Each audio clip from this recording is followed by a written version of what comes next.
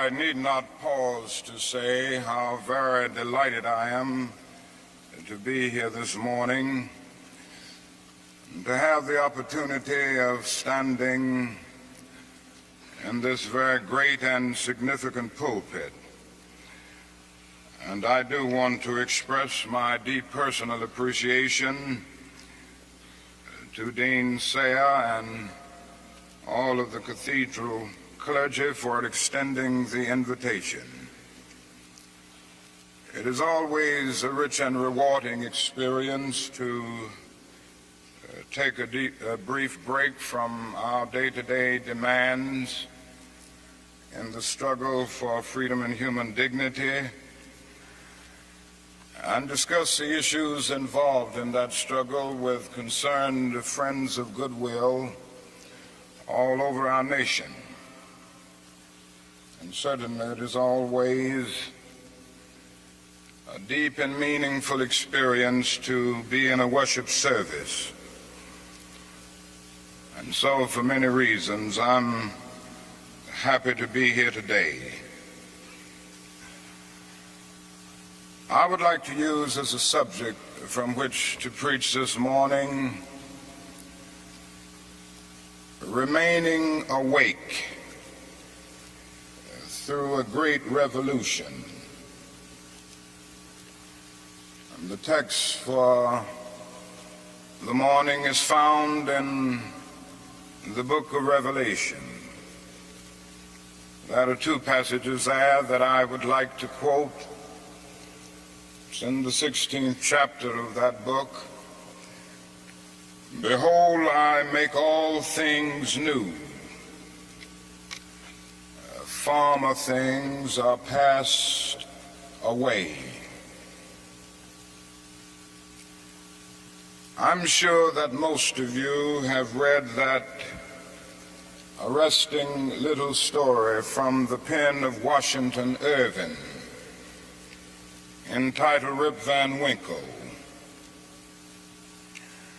The one thing that we usually remember about the story is that Rip Van Winkle slept 20 years.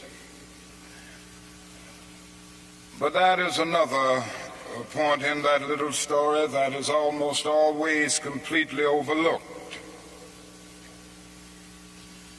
It was a sign in the end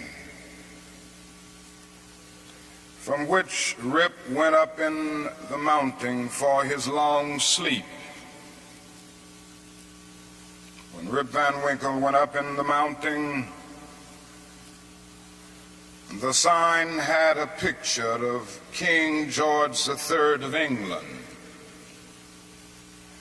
When he came down 20 years later, the sign had a picture of George Washington, the first president of the United States. And Rip Van Winkle looked up at the picture of George Washington, but in looking at the picture, he was amazed. He was completely lost. He knew not who he was. And this reveals to us that the most striking thing about the story of Rip Van Winkle is not merely that Rip slept 20 years, but that he slept through a revolution. While he was peacefully snoring up in the mountain, a revolution was taking place that at points would change the course of history. And Rip knew nothing about it. He was asleep. Yes, he slept through a revolution. One of the great liabilities of life is that all too many people find themselves living amid a great period of social change, and yet they fail to develop the new attitudes, the new mental responses that the new situation demands. And they end up sleeping through a revolution. There can be no gainsaying of the fact that a great revolution has taken place in the world today. In the sense, it is a triple revolution. That is a technological revolution with the impact of automation and cybernation. Then that is a revolution in weaponry with the emergence of atomic and nuclear weapons of warfare. Then that is a human rights revolution with the freedom explosion that has taken place all over the world. Yes, we do live in a period where changes are taking place, and that is still a voice crying through the vista of time, saying, "Behold, I make all things new. Former things are passed away." Now, whenever anything new comes into history, it brings with it new challenges and new opportunities. And I would like to deal with the challenges that we face today as a result of this triple revolution that has taken place in the world today. First, we are challenged to develop a world perspective. No individual can live alone. No nation can live alone. And anyone who feels that he can live alone is sleeping through a revolution. The world in which we live is geographically one. The challenge that we face today is to make it one in terms of brotherhood. Now, it's true that the geographical oneness of this age has come to be to a large extent through modern man's scientific ingenuity. Modern man, through his scientific genius, has been able to dwarf distance and place time in chains. And our jet planes have compressed into minutes distances that once took weeks and even months. All of this tells us that our world is a neighborhood. Through our scientific and technological genius, we have made of this world a neighborhood, and yet we have not had the ethical commitment to make of it a brotherhood. But somehow and in some way we've got to do this. We must all learn to live together as brothers, or we will all perish together as fools. We are tied together in the single garment of destiny, caught in an inescapable network of mutuality. Whatever affects one directly affects all indirectly. For some strange reason, I can never be what I ought to be until you are what you ought to be, and you can never be what you ought to be until I am what I ought to be. This is the way God's universe is made. This is the way it is structured. John Donne caught it years ago and placed it in graphic terms. No man is an island entire of itself. Every man is a piece of the continent, a part of the main. And he goes on toward the end to say, any man's death diminishes me because I am involved in mankind. Therefore never sin to know for whom the bell tolls. It tolls for thee. We must see this, believe this, and live by it if we are to remain awake through a great revolution. Secondly, we are challenged to eradicate the last vestiges of racial injustice from our nation. I must say this morning that Racial injustice is still the black man's burden and the white man's shame. It is an unhappy truth that racism is a way of life for the vast majority of white Americans, spoken and unspoken, acknowledged and denied, subtle and sometimes not so subtle. The disease of racism permeates and poisons a whole body politic. And I can see nothing more urgent than for America to work passionately and unrelentingly to get rid of the disease of racism. Something positive must be done. Everyone must share in the guilt, as individuals and as institutions. The government must certainly share the guilt. Individuals must share the guilt. Even the church must share the guilt. We must face the sad fact at 11 o'clock on Sunday morning when we stand to sing, "In Christ there is no east nor west." We stand in the most segregated hour of America. The hour has come for everybody, and for all institutions, of the public sector and the private sector, to work to get rid of racism. Now, if we are to do it, we must honestly admit certain things and get rid of certain myths that have constantly been disseminated all over our nation. One is the myth of time. It is a notion that only time can solve the problem of racial injustice. And there are those who often sincerely say to the Negro and his allies in the white community, "Why don't you slow up? Stop pushing things so fast. Only time can solve the problem.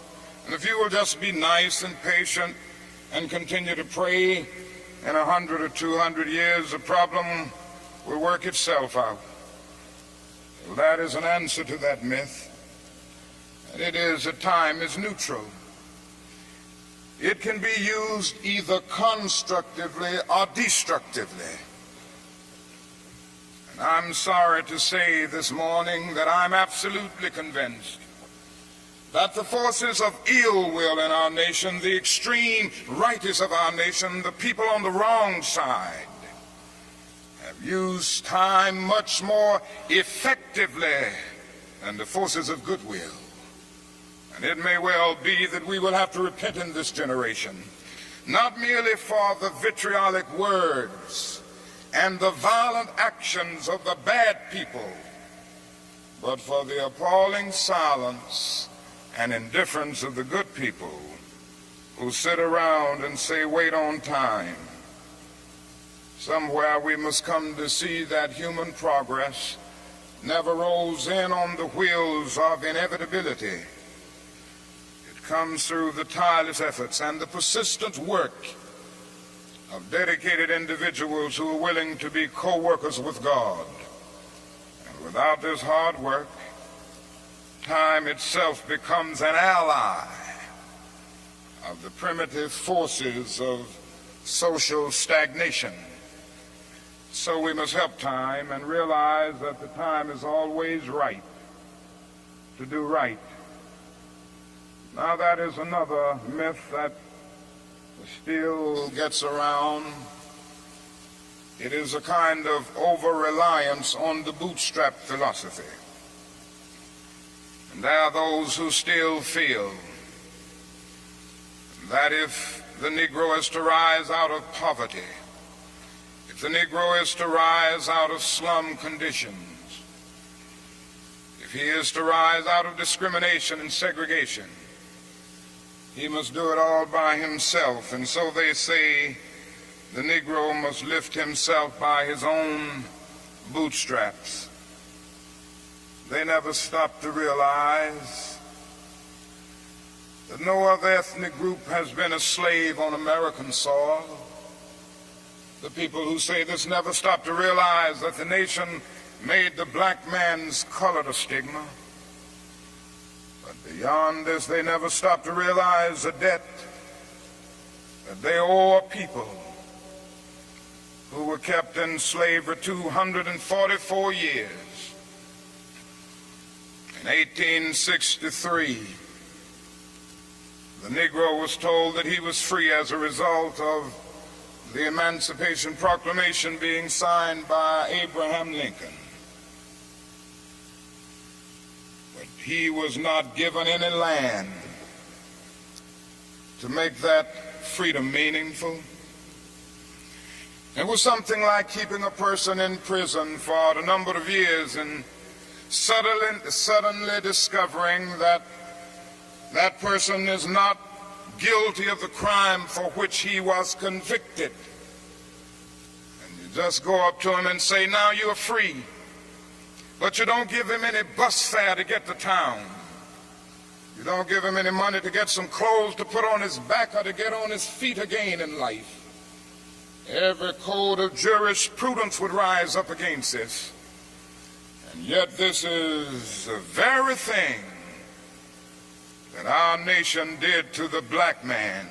It simply said, you're free, and it left him there penniless, illiterate, not knowing what to do. And the irony of it all is that at the same time that the nation failed to do anything for the black man, through an act of Congress, it was giving away millions of acres of land in the West and the Midwest, which meant that it was willing to undergird its white peasants from Europe with an economic floor. But not only did it give the land, it built land-grant colleges to teach them how to farm. Not only that, it provided county agents to further their expertise in farming. Not only that, as the years unfolded, it provided low interest rates so that they could mechanize our farms. And to this day, thousands of these very persons are receiving millions of dollars in federal subsidies every year not to farm. And these are so often the very people who tell Negroes that they must lift themselves by their own bootstraps. It's all right to tell a man to lift himself by his own bootstraps, but it is a cruel jest to say to a bootless man that he ought to lift himself by his own bootstraps. We must come to see that the roots of racism are very deep in our country. And there must be something positive and massive in order to get rid of all of the effects of racism and the tragedies of racial injustice.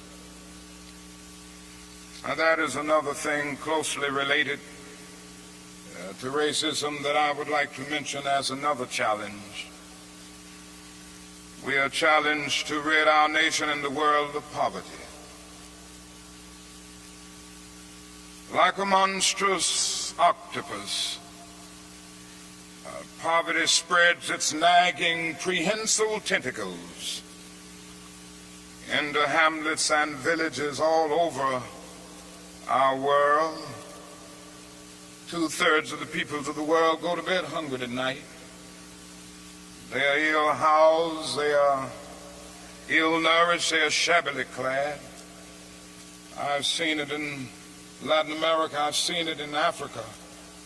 I've seen this poverty in Asia. I remember some years ago, Mrs. King and I journeyed to that great country known as India. And I never will forget the experience. It was a marvelous experience to meet and talk with the great leaders of India. And to meet and talk with and speak to thousands and thousands of people all over that vast country. These experiences will remain dear to me as long as the cords of memory shall lengthen. But I say to you this morning, my friends, there were those depressing moments. How can one avoid being depressed when he sees with his own eyes evidences of millions of people going to bed hungry tonight? How can one avoid being depressed when he sees with his own eyes God's children sleeping on the sidewalks at night? In Bombay, more than 1 million people sleep on the sidewalks every night. In Calcutta, more than 600,000 sleep on the sidewalks every night. They have no beds to sleep in. They have no houses to go in. How can one avoid being depressed when he discovers that out of India's population of more than 500 million people, some 480 million make an annual income of less than $90 a year, and most of them have never seen a doctor or dentist. As I noticed these things, something within me cried out, can we in America stand idly by and not be concerned? And an answer came, oh no, because the destiny of the United States is tied up with the destiny of India and every other nation. And I started thinking of the fact that we spend in America millions of dollars a day to store surplus food. And I said to myself, I know where we can store that food free of charge, in the wrinkled stomachs of the millions of God's children all over the world who go to bed hungry at night. And maybe we've spent far too much of our national budget establishing military bases around the world rather than bases of genuine concern and understanding. But not only do we see poverty abroad, I would remind you that in our own nation there are about 40 million people who are poverty-stricken. I have seen them here and there.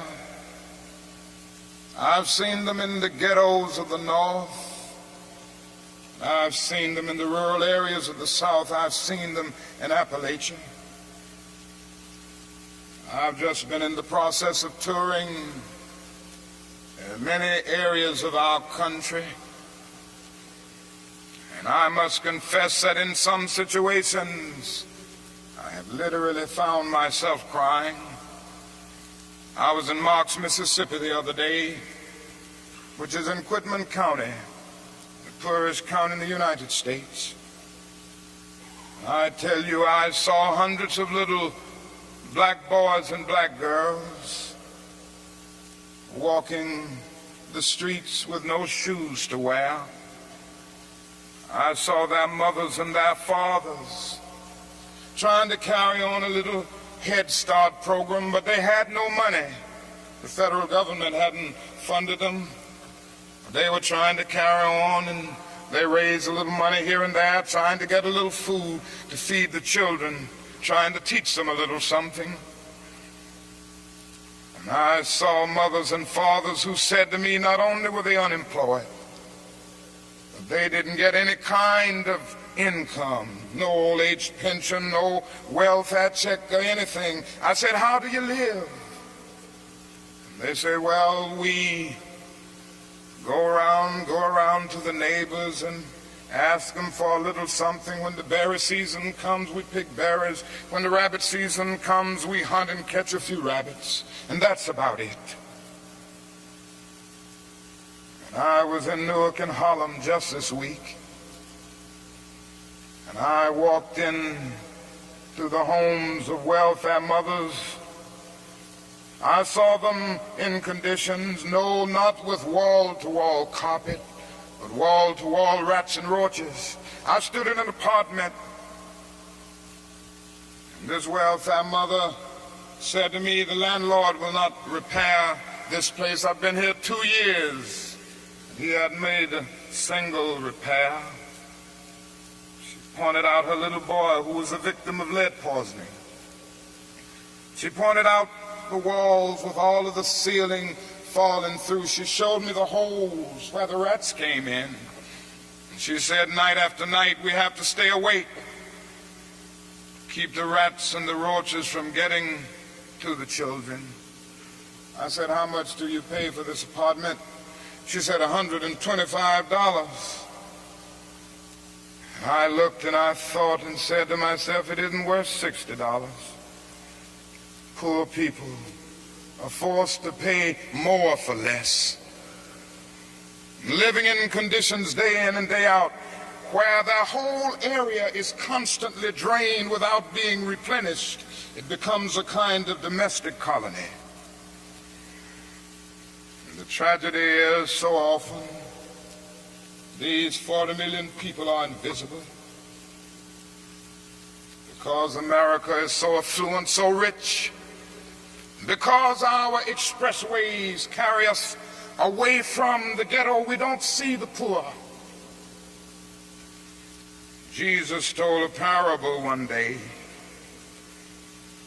and he reminded us that a man went to hell because he didn't see the poor. His name was Dives. He was a rich man. And there was a man by the name of Lazarus, who was a poor man, but not only was he poor, he was sick. Sores were all over his body. He was so weak that he could hardly move. But he managed to get to the gate of Dives every day, wanting just to have the crumbs that would fall from his table. Dives did nothing about it. And the parable ends saying, Dives went to hell, and there was a fixed gulf now between Lazarus and Dives. Now, that is nothing in that parable which says that Dives went to hell because he was rich. Jesus never made a universal indictment against all wealth. It is true that one day a rich young ruler came to him and he advised him to sell all, but in that instance Jesus was prescribing individual surgery and not setting forth a universal diagnosis. And if you will look at that parable with all of its symbolism, you will remember that a conversation took place between heaven and hell, and on the other end of that long distance call between heaven and hell was Abraham in heaven talking to Dives in hell. Now Abraham was a very rich man. If you go back to the Old Testament, you see that he was the richest man of his days. So it was not a rich man in hell talking with a poor man in heaven. It was a little millionaire in hell talking with a multimillionaire in heaven. Dives didn't go to hell because he was rich. Dives didn't realize that his wealth was his opportunity. It was his opportunity to bridge the gulf that separated him from his brother Lazarus. Dives went to hell because he passed by Lazarus every day and he never really saw him. He went to hell because he allowed his brother to become invisible. Dives went to hell because he maximized the minimum and minimized the maximum. Indeed, Dives went to hell because he sought to be a conscientious objector in the war against poverty. And this can happen to America, the richest nation in the world. There's nothing wrong with that. This is America's opportunity help bridge the gulf between the haves and the have-nots. And the question is whether America will do it. There's nothing new about poverty. What is new is that we now have the techniques and the resources to get rid of poverty. But the real question is whether we have the will. In a few weeks, some of us are coming to Washington to see if the will is still alive, or if it is alive in this nation. We're coming to Washington in a poor people's campaign. Yes, we're going to bring the tired, the poor, the huddled masses. We're going to bring those who have known long years of hurt and neglect. We're going to bring those who've come to feel that life is a long and desolate corridor with no exit sign. We're going to bring children and adults and old people, people who've never seen a doctor or a dentist in their lives. We're not coming to engage in any histrionic gesture. We're not coming to tear up Washington. We're coming to demand that the government will address itself to the problem of poverty. We read one day, we hold these truths to be self-evident, that all men are created equal, that they are endowed by their Creator with certain inalienable rights, that among these are life, liberty, and the pursuit of happiness. But if a man doesn't have a job or an income, he has neither life nor liberty and the possibility for the pursuit of happiness. He merely exists.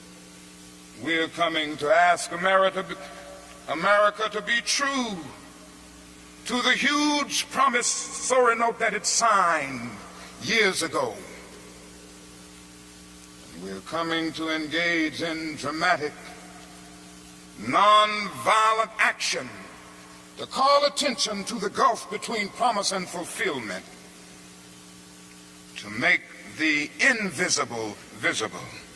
Why do we do it this way? We do it this way because it is our experience that the nation doesn't move around questions of genuine equality for the poor and for black people until it is confronted massively, dramatically, in terms of direct action.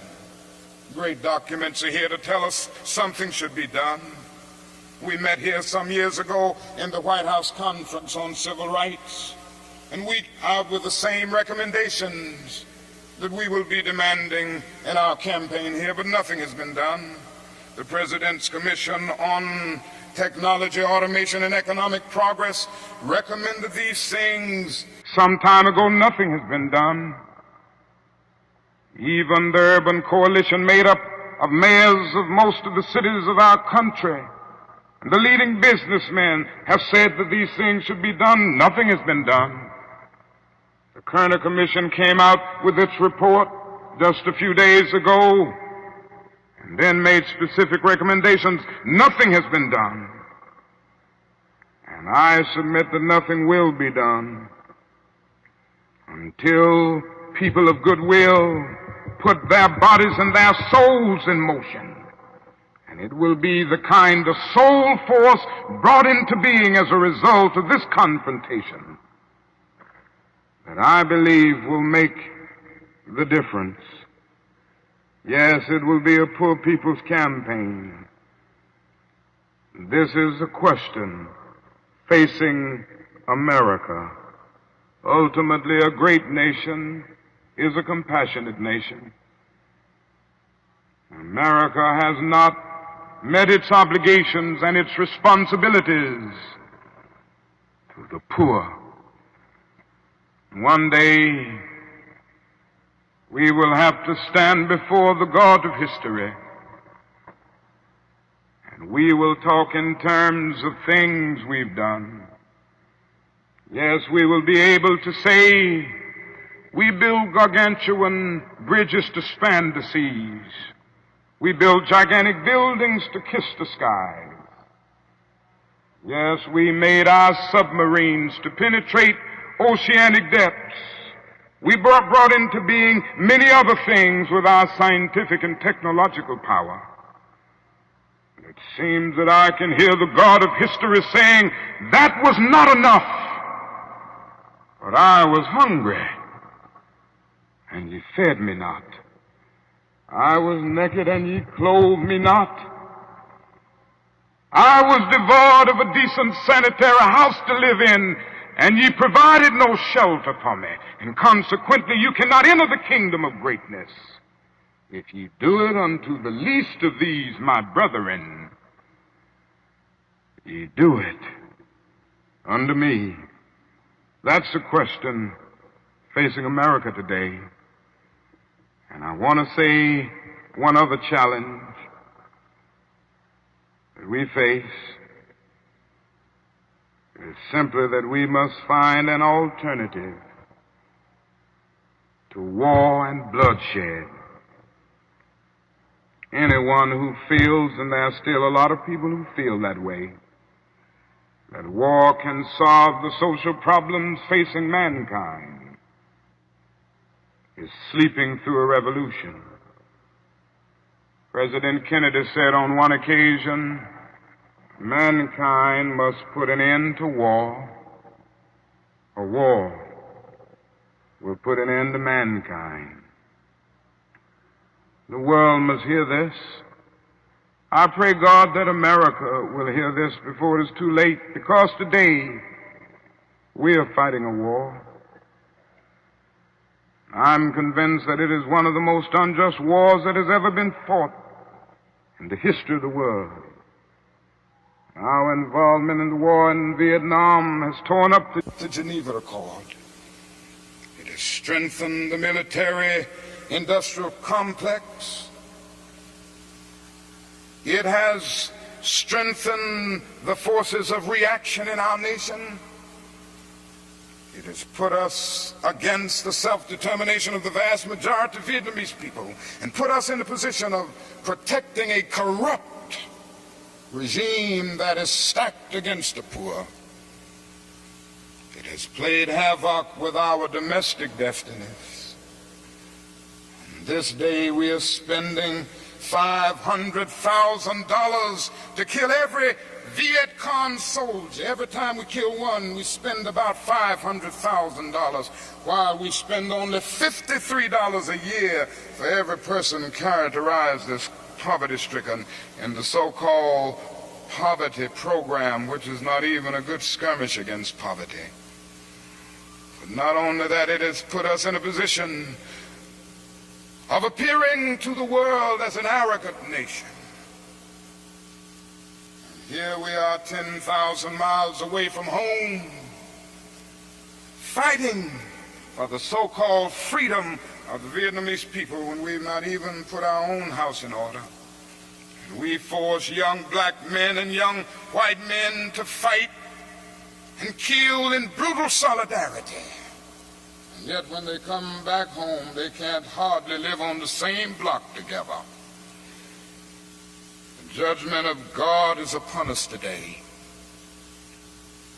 And we could go right down the line and see that something must be done,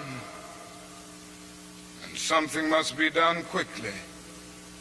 We have alienated ourselves from other nations, so we end up morally and politically isolated in the world.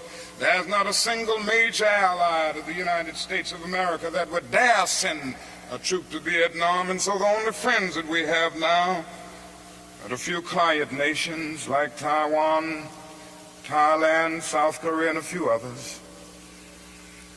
This is where we are.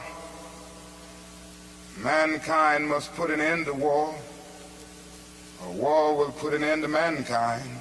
And the best way to start is to put an end to the war in Vietnam, because if it continues, we will inevitably come to the point of confronting China, which could lead the whole world to nuclear annihilation. It is no longer the choice, my friends, between violence and nonviolence. It is either nonviolence or non-existence, and the alternative to disarmament, the alternative to a greater suspension of nuclear tests, the alternative to strengthening the United Nations and thereby disarming the whole world, may well be a civilization plunged into the abyss of annihilation, and our earthly habitat will be transformed into an inferno that even the mind of Dante could not imagine. This is why I felt the need of raising my voice against that war and working wherever I can to arouse the conscience of our nation on it. I remember so well when I first took a stand against the war in Vietnam, the critics took me on and they had their say in the most negative and sometimes most vicious way. One day a newsman came to me and said, "Dr. King, don't you think you're going to have to stop now opposing the war and move more in line with the administration's policy? Because I understand it has hurt the budget of your organization, and people who once respect you have lost respect. People who once respected you have lost respect for you. Don't you feel that you've really got to change your position?" I looked at him and I had to say, "Sir, I'm sorry, you don't know me. I'm not a consensus leader. I do not determine what is right and wrong by looking at the budget of the Southern Christian Leadership Conference or by taking a sort of Gallup poll of the majority opinion. Ultimately, a genuine leader is not a searcher for consensus, but a mold of consensus. On some positions, cowardice asks the question, is expedient? And then expediency comes along and asks the question, is it politic? Vanity asks the question, is it popular? And conscience asks the question, is it right? And there comes a time when one must take a position that is neither safe, nor politic, nor popular. But he must do it because conscience tells him it is right.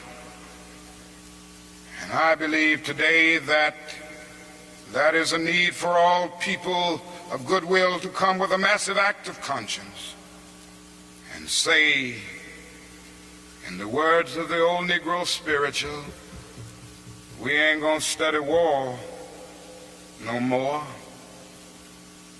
This is the challenge facing modern man. Let me close by saying that we have difficult days ahead in the struggle for justice and peace. But I will not yield to a politic of despair. I'm going to maintain hope. As we come to Washington in this campaign, the cards are stacked against us. This time we will really confront a Goliath. And God grant that we will be that David of truth set out against the Goliath of injustice, the Goliath of neglect, the Goliath of refusing to deal with the problems, and go on with a determination to make America the truly great America that it is called to be. I say to you that our goal is freedom, and I believe we're going to get there, because however much she strays away from it, the goal of America is freedom. Abused and scorned though we may be as a people, our destiny is tied up in the destiny of America. Before the Pilgrim Fathers landed at Plymouth, we were here. For Jefferson etched across the pages of history the majestic words of the Declaration of Independence, we were here. Before the beautiful words of the Star-Spangled Banner were written, we were here. And for more than 2 centuries, our forebears labored here without wages. They made cotton king, and they built the homes of their masters in the midst of the most humiliating and oppressive conditions. And yet out of a bottomless vitality, they continue to grow and develop. If the inexpressible cruelties of slavery couldn't stop us, the opposition that we now face will surely fail. We're going to win our freedom because both the sacred heritage of our nation and the eternal will of the Almighty God are embodied in our echoing demands. And so however dark it is, however deep the angry feelings are and the violent explosions are, I can still sing, we shall overcome. We shall overcome because the arc of the moral universe is long, but it bends toward justice. We shall overcome because Carlyle is right. No lie can live forever. We shall overcome because William Cullen Bryant is right. Truth-crushed earth will rise again. We shall overcome because James Russell Lowell is right, as we were singing earlier today. Truth forever on the scaffold, wrong forever on the throne, yet that scaffold sways the future, and behind the dim unknown standeth God within the shadow, keeping watch above his own. With this faith, we will be able to hew out of the mountain of despair the stone of hope. With this faith, we will be able to transform the jangling discords of our nation into a beautiful symphony of brotherhood. Thank God for John, who centuries ago out on a lonely, obscure island called Patmos caught vision of the New Jerusalem descending out of heaven from God, and who heard a voice saying, "Behold, I make all things new. Former things are passed away." God grant that we will be participants in this newness and this magnificent development. If we will but do it, we will bring about a new day of justice and brotherhood and peace. And that day the morning stars will sing together, and the sons of God will shout for joy. God bless you.